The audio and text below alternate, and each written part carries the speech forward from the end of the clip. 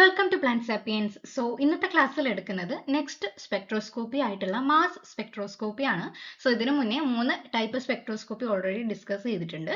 എന്താണ് mass spectroscopy എന്ന് detailed ആയിട്ട് നോക്കാം. അപ്പം എല്ലാത്തിന്റെയും ഡെഫിനിഷൻ പറഞ്ഞുകൊണ്ടാണ് നമ്മൾ ആദ്യം സ്റ്റാർട്ട് ചെയ്യുന്നത് അല്ലേ. അപ്പോൾ മാസ് സ്പെക്ട്രോസ്കോപ്പി എന്ന് പറയുമ്പോൾ ഇത്രയേ ഉള്ളൂ, ഒരു അനലിറ്റിക്കൽ ടെക്നിക്കാണ്. മെയിൻലി ഇത് യൂസ് ചെയ്യുന്നത് ഒരു കോമ്പൗണ്ടിലുള്ള മോളിക്യൂൾസിന്റെ വെയിറ്റ് മനസ്സിലാക്കാനും അവയുടെ സ്ട്രക്ചറും ഇനി ഏതെങ്കിലും ഐസോടോപ്പിക് ആയിട്ടുള്ള കോമ്പോസിഷൻ ഉണ്ടെങ്കിൽ അതും കൂടി മെഷർ ചെയ്യാൻ വേണ്ടിയിട്ടാണ് മാസ് സ്പെക്ട്രോസ്കോപ്പി യൂസ് ചെയ്യുന്നത്. ഇതിന്റെ മെയിൻ ആയിട്ടുള്ള ആ ഒരു പ്രിൻസിപ്പിൾ ബിഹൈൻഡ് എന്ന് പറയുന്നത്, ആ ഒരു മോളിക്യൂൾസിന് നമ്മൾ ആദ്യം അയണൈസേഷൻ നടത്തുന്നുണ്ട്. അയണൈസേഷൻ നടത്തിയതിന് ശേഷമുള്ള mass to charge ratio base ചെയ്തിട്ടാണ് ഈ ഒരു മാസ് സ്പെക്ട്രോസ്കോപ്പിൽ ഈ 3 കാര്യങ്ങൾ നമ്മൾ കണ്ടുപിടിക്കുന്നത്. മെയിൻ ആയിട്ടുള്ള പ്രിൻസിപ്പിൾ എന്തൊക്കെയാണെന്ന് നോക്കാം. പ്രിൻസിപ്പിൾ എന്ന് പറയുമ്പം മെയിൻലി അതായത് നമ്മൾ ചാർജ്ഡ് ആയിട്ടുള്ള അയോൺസ് ഇല്ലേ, അത് ചാർജ്ഡ് ആയിട്ടുള്ള അയോൺസിനെ നമ്മൾ അവയുടെ മാസും അവയുടെ ചാർജും ബേസ് ചെയ്തിട്ട് സെപ്പറേറ്റ് ചെയ്യാൻ വേണ്ടിയിട്ട് പറ്റും. എപ്പോഴാണ് സെപ്പറേറ്റ് ചെയ്യപ്പെടുന്നത്? നമ്മളൊരു ഇലക്ട്രിക് അല്ലെങ്കിൽ ഒരു മാഗ്നറ്റിക് ഫീൽഡിലൂടെ ഈ ഒരു മോളിക്യൂൾസിനെ അല്ലെങ്കിൽ ചാർജ്ഡ് അയോൺസിനെ മൂവ് ചെയ്യിക്കുമ്പം അവയുടെ മാസിന്റെയും ചാർജിന്റെയും ബേസിൽ സെപ്പറേറ്റ് ചെയ്യപ്പെടുന്നുണ്ട്. ഓക്കെ, അങ്ങനെ സെപ്പറേറ്റ് ചെയ്യുന്നത് അവയുടെ മാസിന് ബേസ് ചെയ്തിട്ടാണെന്ന് പറഞ്ഞല്ലോ. അത് എങ്ങനെയാണ് സെപ്പറേഷൻ? ലൈറ്റർ ആയിട്ടുള്ള അയോൺസ് ആണെങ്കിൽ കുറേ ദൂരം ഡിഫ്ലക്ട് ചെയ്യുന്നുണ്ട് അല്ലെ, നല്ല രീതിയിൽ ഡിഫ്ലക്ട് ചെയ്യും. ഹെവിയർ ആയിട്ടുള്ള അയോൺസ് ആണെങ്കിലോ കുറച്ച് അളവിൽ മാത്രമേ ഡിഫ്ലക്ട് ചെയ്യുള്ളൂ. ഓക്കെ, അങ്ങനെ ഈ ഒരു ഡിഫ്ലക്ഷന്റെ ബേസ് ചെയ്തിട്ട് അല്ലെങ്കിൽ അയോൺ ഡ്രിഫ്റ്റിനെ ബേസ് ചെയ്തിട്ട് എന്ത് ഉണ്ടാക്കുകയാണ്? ഒരു graph, mass to charge ratio base ചെയ്തിട്ട് ഒരു ഗ്രാഫ് പ്ലോട്ട് ചെയ്യുന്നു. ആ ഒരു ഗ്രാഫിനെയാണ് മാസ് സ്പെക്ട്രം എന്ന് പറയുന്നത്. ഈ ഒരു മാസ് സ്പെക്ട്രം ബേസ് ചെയ്തിട്ടാണ് ഈ കാര്യങ്ങൾ നമ്മൾ നിർണ്ണയിക്കുന്നത്. അപ്പൊ എന്തൊക്കെയാണ് മേജർ ആയിട്ടുള്ള ആപ്ലിക്കേഷൻസ് കൂടി ഒന്ന് നോക്കാം. ഒന്നാമത്തത് മോളിക്യൂൾസിന്റെ മോളിക്കുലാർ വെയിറ്റ് കണ്ടുപിടിക്കാൻ. രണ്ടാമത്തത് കോമ്പൗണ്ടിന്റെ അനാലിസിസ്, ഒരു കോമ്പൗണ്ടിലുള്ള മോളിക്യൂൾസിന്റെ സ്ട്രക്ചർ അനലൈസ് ചെയ്യാൻ വേണ്ടിയിട്ടും. ഇൻ കേസ് ഏതെങ്കിലും അൺനോൺ ആയിട്ടുള്ള സബ്സ്റ്റൻസ് ഉണ്ടെങ്കിൽ അത് ഐഡന്റിഫൈ ചെയ്യാനും. അത് കൂടാതെ ഏറ്റവും ഇമ്പോർട്ടന്റ് ആയിട്ട് ഐസോടോപ്പിക് ആയിട്ടുള്ള ഏതെങ്കിലും കോമ്പോസിഷൻ ഉണ്ടെങ്കിൽ അതും കൂടി മനസ്സിലാക്കാൻ വേണ്ടിയിട്ടാണ് ഈ ഒരു മാസ് സ്പെക്ട്രോസ്കോപ്പി യൂസ് ചെയ്യുന്നത്. ഇനി ഈ ഒരു മാസ് സ്പെക്ട്രോസ്കോപ്പിയുടെ ഡീറ്റെയിൽഡ് ആയിട്ടുള്ള ഒരു മെത്തഡോളജി എന്താണെന്ന് നോക്കാം. ഓക്കെ, അപ്പൊ ഇതാണ് ഈ ഒരു മാസ് സ്പെക്ട്രോസ്കോപ്പിയുടെ മെക്കാനിസം എന്ന് പറയുന്നത്. അപ്പൊ അതിൽ ഓരോ സ്റ്റെപ്പും ബേസ് ആയിട്ട് ഈ ഒരു പിക്ചറും കൂടി ഇൻക്ലൂഡ് ചെയ്തിട്ട് നോക്കാം. അപ്പൊ മാസ് സ്പെക്ട്രോസ്കോപ്പിൽ നമ്മൾ ആദ്യം നമ്മൾ ഏത് ടൈപ്പ് സാമ്പിൾ ആണോ നമുക്ക് ആവശ്യമുള്ളത് ആ ഒരു സാമ്പിളിനെ നമ്മൾ എന്ത് ചെയ്യാണ്? അയണൈസേഷൻ നടത്തണം അല്ലേ. അതാണ് ഒന്നാമത്തെ step, sample ionisation.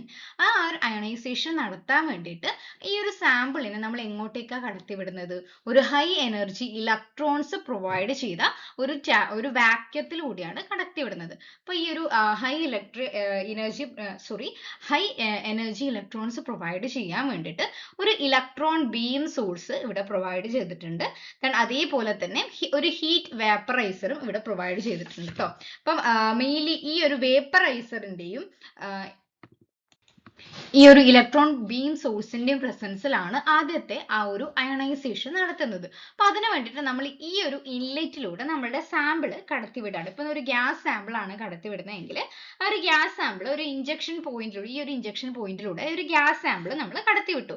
Gas sample heat വേപ്പറൈസേഷന്റെയും ഇലക്ട്രോൺ ബീം സോഴ്സിന്റെയും പ്രസൻസിൽ എന്ത് ചെയ്യാണ്? അയോണൈസേഷൻ നടക്കുകയാണ്.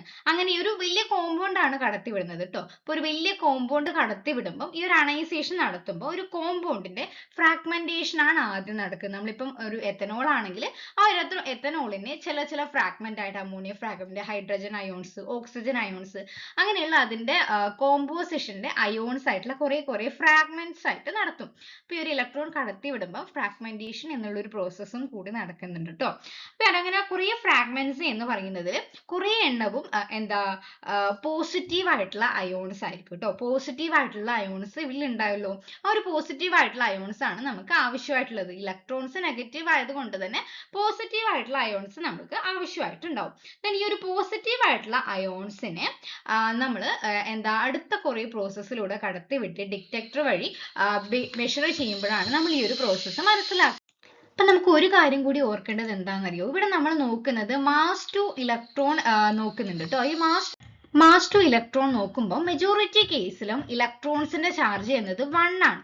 സോ ആ ഒരു മോളിക്യൂൾസിന്റെ ആ ഒരു ഫ്രാഗ്മെന്റിന്റെ മാസ് തന്നെയായിരിക്കും അതിന്റെ ടോട്ടൽ മാസ്. അതായത് ഇലക്ട്രോൺസ് 1 ആണ്, ഇൻറ്റു 1 വരുമ്പോൾ സെയിം ആ ഒരു മാസിന്റെ അളവ് തന്നെയല്ലേ വരുന്നത്. അതുകൊണ്ട് ഏത് മോളിക്യൂൾസ് എടുത്താലും അതിന്റെ ഇലക്ട്രോൺസിന്റെ ആ ഒരു ചാർജ് ബേസ് ചെയ്തിട്ട് മാസ് മാറുന്നില്ല കേട്ടോ. ആ ഒരു കോമ്പൗണ്ടിന് നാച്ചുറൽ മാസ് തന്നെയായിരിക്കും അതിനുണ്ടായിരിക്കുക എന്നുള്ള ടേമും കൂടി ഇവിടെ ഓർത്ത് വെക്കുക. സോ നമ്മൾ പ്രോസസ്സിലോട്ട് പോകാം. ആദ്യം എന്ത് ചെയ്തു, ഈ ഒരു ഇലക്ട്രോൺ ബീമിലൂടെ നമ്മളുടെ ആ ഒരു സാമ്പിളിനെ കടത്തിവിട്ടു. സാമ്പിളിനെ കടത്തിവിട്ടപ്പോൾ കുറെ അയണൈസേഷൻ നടന്നിട്ട് പോസിറ്റീവ് ചാർജിലെയും നെഗറ്റീവ് ചാർജിലെയും ഒക്കെ അയോൺസ് അവിടെ ഉണ്ടായി, പല രീതിയിലുള്ള അയോൺസ് ഉണ്ടായി. ഇനി നമുക്ക് ഏതാണോ വേണ്ടത്, നമ്മൾ കാറ്റിയോൺസിനാണ് നമ്മൾ ആദ്യമായിട്ട് തിരഞ്ഞെടുക്കുന്നത് കേട്ടോ. അവിടെ ഇലക്ട്രോൺസ് ലോസ് ചെയ്തിട്ട് പോസിറ്റീവ് ചാർജുള്ള കുറെ കാറ്റിയോൺസ് ഉണ്ടായിട്ടുണ്ടാവും. then ഈ ഒരു കാറ്റിയോൺസിന് നമ്മൾ നെക്സ്റ്റ് വേണ്ടത് എന്താ, ആക്സിലറേഷൻ ആണ്. കാറ്റിയോൺസിന്റെ ആക്സിലറേഷൻ ആണ്. അതാണ് നെക്സ്റ്റ് വരുന്ന സ്റ്റെപ്സ്, ആക്സിലറേഷൻ ഓഫ് അയോൺസ്. അയോൺസിനെ നമ്മൾ ആക്സിലറേറ്റ് ചെയ്യാൻ വേണ്ടിയിട്ട് ഇലക്ട്രിക് ഫീൽഡ് ആണ് പ്രൊവൈഡ് ചെയ്യുന്നത്. So they acquire the same kinetic energy. നമ്മൾ ഇവിടെ ഓൾറെഡി ഇലക്ട്രിക് ബീം കൊടുത്തിട്ടുണ്ട് അല്ലേ. അപ്പൊ നമ്മൾ ഈ ഒരു ഹീറ്റ് വാപ്പറൈസേഷന്റെയും ഇലക്ട്രിക് ബീമിന്റെയും പ്രസൻസിൽ അയോണൈസേഷൻ നടത്തുമ്പോൾ സെയിം കൈനറ്റിക് എനർജി ഉള്ള ആക്സിലറേറ്റഡ് ആയിട്ടുള്ള കുറെ ഫ്രാഗ്മെന്റ്സ് ഓഫ് ഇലക്ട്രോൺസ് അയോൺസ് ആണ് ഇവിടെ ഫോം ചെയ്യുന്നത്. then ഈ ഒരു സാമ്പിളിലുള്ള അയോൺസ് നമ്മൾ എന്ത് ചെയ്യാണ്, സ്പീഡിൽ ഇങ്ങനെ പാസ് ചെയ്ത് പോവാണ്. then ആ ഒരു പാസ് ചെയ്ത് പോകുമ്പോൾ നമ്മൾ അടുത്തത് അതിനെ ഡിഫ്ലക്ഷൻ ആണ്. അവയുടെ മാസ് ബേസ് ചെയ്തിട്ട് എന്ത് ചെയ്യണം, സെപ്പറേറ്റ് ചെയ്യണം. അതാണല്ലോ നമ്മുടെ മെയിൻ ആയിട്ടുള്ള എയിം. അങ്ങനെ മാസ് ബേസ് ചെയ്തിട്ട് അവയെ സെപ്പറേറ്റ് ചെയ്യിക്കാൻ വേണ്ടിയിട്ട്, അല്ലെ അവയുടെ മോളിക്കുലാർ മാസ് ബേസ് ചെയ്തിട്ട് സെപ്പറേറ്റ് ചെയ്യിക്കാൻ വേണ്ടിയിട്ട് നമ്മൾ മോസ്റ്റ് കോമൺ ആയിട്ട് ഒരു മാഗ്നറ്റിക് ഫീൽഡ് ആണ് കൊടുക്കുക. ഒരു മാഗ്നറ്റിക് ഫീൽഡ് അല്ലെങ്കിൽ ഒരു അഗെയിൻ ഒരു ഇലക്ട്രിക് ഫീൽഡോ നമ്മൾ പ്രൊവൈഡ് ചെയ്യുന്നു. അതാണ് സെപ്പറേഷൻ എന്ന് കൊടുത്തത്. Ions pass through a magnetic or electric field and are separated based on their mass to size ratio. അവയുടെ എന്താ mass to charge ratio base ചെയ്തിട്ട്, അതായത് ഒരു മാഗ്നറ്റിക് ഫീൽഡിലൊക്കെ കടത്തി വിടുമ്പോൾ ആ ഒരു ഇലക്ട്രോൺസ് അല്ലെങ്കിൽ അയോൺസ് അവയുടെ മാസ് ബേസ് ചെയ്തിട്ട് ഓരോ തരത്തിലാണ് ഡിഫ്ലക്ട് ചെയ്യുന്നത്. അത് ഏതൊക്കെയാണ് ഡിഫ്ലക്ട് ചെയ്യുന്നത് എന്നുള്ള കാര്യം നമുക്ക് അറിയാലോ. അതായത് ലെസ് ആയിട്ടുള്ളത് കൂടുതൽ സ്ഥലത്ത് റിഫ്ലക്ട് ചെയ്യും, ഹെവിയർ ആയിട്ടുള്ളത് ചെറിയ രീതിയിൽ മാത്രമേ ഡിഫ്ലക്ട് ചെയ്യുള്ളൂ. അങ്ങനെ അവയുടെ ഡിഫ്ലക്ഷൻ ബേസ് ചെയ്തിട്ടും അവ പ്രൊഡ്യൂസ് ചെയ്യുന്ന അവയുടെ അബണ്ടൻസും ബേസ് ചെയ്തിട്ടും ഇവ പല ടൈമിലാണല്ലോ ഈ ഒരു ഡിറ്റക്ടറിൽ വന്ന് എത്തുന്നത് അല്ലെ. ഇലക്ട്രോൺസ് അവയുടെ മാസിന്റെ ബേസിൽ പല ടൈമിലാണ് ഈ ഒരു ഡിറ്റക്ടറിൽ വന്ന് ബൈൻഡ് ചെയ്യുന്നത്. അങ്ങനെ ഡിറ്റക്ടറിൽ വന്ന് ബൈൻഡ് ചെയ്ത മോളിക്യൂൾസിനെ അല്ലെ ഡിറ്റക്ടറിൽ പോയിട്ട് സ്ട്രൈക്ക് ചെയ്യുമ്പം അവയുടെ പ്രൊപ്പോർഷൻസും അവ എത്തുന്ന ടൈമും ഒക്കെ ബേസ് ചെയ്തിട്ട് ഡിറ്റക്ടർ അനലൈസ് ചെയ്യും. അത് ഏത് സബ്സ്റ്റൻസ് ആണ്, എങ്ങനെയുള്ള സബ്സ്റ്റൻസ് ആണ് എന്നൊക്കെ. എന്നിട്ട് ആ ഒരു ഡിറ്റക്ടറിന്റെ അനാലിസിസ് ബേസ് ചെയ്തിട്ട് ഒരു മാസ് സ്പെക്ട്രം നമ്മൾ ഉണ്ടാക്കും. ആ ഒരു മാസ് സ്പെക്ട്രത്തിൽ ഗ്രാഫ് വരക്കുമ്പം അയോണിന്റെ ഇന്റൻസിറ്റി, എത്ര എമൗണ്ട് അയോൺസ് വന്ന് ബൊമ്പാർഡ് ചെയ്തു, അതിന്റെ mass to charge ratio base ചെയ്തിട്ടാണ് ആ ഒരു മാസ് സ്പെക്ട്രം ഉണ്ടാക്കുന്നതെന്ന് കൂടി മനസ്സിലാക്കാം. അതാണ് ഒന്നുകൂടി ജസ്റ്റ് ഒന്ന് സിമ്പിൾ ആയിട്ട് പറഞ്ഞാൽ, ആദ്യം നമ്മൾ എന്ത് ചെയ്യാണ്, ഒരു ഇലക്ട്രിക് ബീമിലോട്ട് നമ്മളുടെ മോളിക്യൂൾസിനെ കൊടുക്കുകയാണ്. മോളിക്യൂൾസ് അല്ലെങ്കിൽ ഒരു കോമ്പൗണ്ടിന് നമ്മൾ കൊടുത്തു.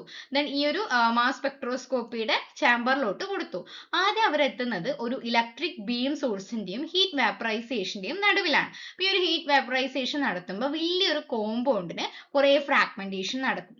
ഫ്രാഗ്മെന്റേഷൻ എന്ന് പറയുമ്പോൾ അയണൈസേഷൻ എന്നുള്ള ടേം ആണ് യൂസ് ചെയ്യുന്നത്. അതിൽ കാറ്റിയോൺസും ഉണ്ടാകും, ആനിയോൺസും ഒക്കെ ഉണ്ടാകും. അതിൽ ഏറ്റവും കൂടുതലായിട്ടുള്ളത് കാറ്റിയോൺസ് ആയിരിക്കും. ഈ ഒരു കാറ്റിയോൺസ് ഇലക്ട്രോൺ ബീം കൊടുത്തത് കൊണ്ട് തന്നെ ആക്സിലറേറ്റഡ് ആയിട്ടുള്ള അയോൺസ് ആയിരിക്കും ഉണ്ടായിരിക്കുക. ഈ ഒരു ആക്സിലറേറ്റഡ് ആയിട്ടുള്ള അയോൺസിന്റെ ഒക്കെ കൈനറ്റിക് എനർജി സിമിലർ ആയിരിക്കും. നമ്മൾ സെപ്പറേറ്റ് ചെയ്യുന്നത് മാസിനെ ബേസ് ചെയ്തിട്ടാണ്. സോ മോസ്റ്റ് ഓഫ് ദ കേസിലും ഈ അയോൺസ് ഒരു ഇലക്ട്രോൺസ് മാത്രമേ ഉണ്ടായിട്ടുള്ളൂ. സോ അതുകൊണ്ട് തന്നെ ആ ഓരോ അയോൺസിന്റെ മോളിക്യുലാർ മാസ് എന്ന് പറയുന്നത് അതിന്റെ യഥാർത്ഥ സിംപ്ലി അതിന്റെ മോളിക്യുലാർ മാസ് തന്നെയായിരിക്കും. അതിന് ഇലക്ട്രോൺ അതിനെ ഒരു ബാധകവും ചെയ്യുന്നില്ല. സോ അതുകൊണ്ട് എന്ത് ചെയ്യും, ഈ അയോൺസിനെ നമ്മൾ ആക്സിലറേറ്റഡ് ആയിട്ടുള്ള അയോൺസിനെ next separation mass to charge ratio വെച്ചിട്ട് സെപ്പറേറ്റ് ചെയ്യണം.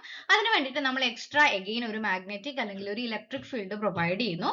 ദെൻ ഹെവിയർ ആയിട്ടുള്ള അയോൺസ് കുറച്ച് രീതിയിൽ മാത്രം ഡിഫ്ലക്ട് ചെയ്യും.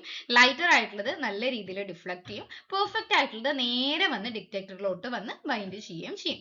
സോ അങ്ങനെ ഡിറ്റക്ടറിൽ വന്ന് സ്ട്രൈക്ക് ചെയ്യുന്നതിന്റെ ബേസിൽ ആ ഒരു ഡിറ്റക്ടേഴ്സ് അനലൈസ് ചെയ്തിട്ട് അവയുടെ അയോണിന്റെ ഇന്റൻസിറ്റി എത്ര അബണ്ടൻസ് ഉണ്ട് എന്നതും അവയുടെ മാസ് ടു ചാർജ് റേഷ്യോയും ബേസ് ചെയ്തിട്ട് ഒരു ഗ്രാഫ് പ്ലോട്ട് ചെയ്യുന്നു. ആ ഗ്രാഫിന്റെ അടിസ്ഥാനത്തിലാണ് ആപ്ലിക്കേഷനിൽ പറഞ്ഞതുപോലെയുള്ള അൺനോൺ ആയിട്ടുള്ള ഏതെങ്കിലും മോളിക്യൂൾസിനെയോ അല്ലെങ്കിൽ ആ ഒരു കോമ്പൗണ്ടിന്റെ സ്ട്രക്ചറിനെയോ അല്ലെങ്കിൽ ആ ഒരു എന്താ കോമ്പൗണ്ടിന്റെ മാസിനെയോ ഒക്കെ നമ്മൾ ഡിറ്റർമൈൻ ചെയ്യുന്നത്. സോ ഇത്രയാണ് ഈ ഒരു മാസ് സ്പെക്ട്രോസ്കോപ്പി എന്ന് പറയുന്നത്.